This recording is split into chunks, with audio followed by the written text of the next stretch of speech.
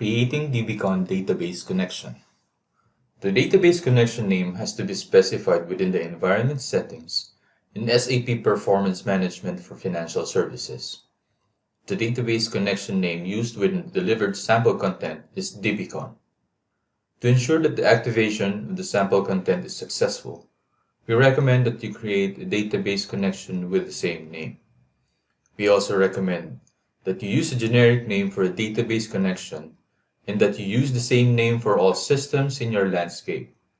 You can then move transport requests from the SAP Performance Management for Financial Services environment or its functions between the levels of your system landscape without running into issues.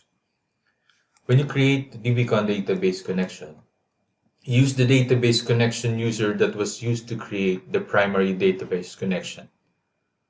To do this, follow these steps. Call transaction DBA cockpit.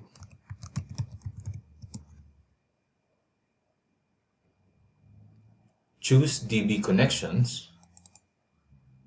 Choose add. The screen DB connections add connection entry is displayed. Specify the following information: connection name, database name, connection maximum, connection optimum,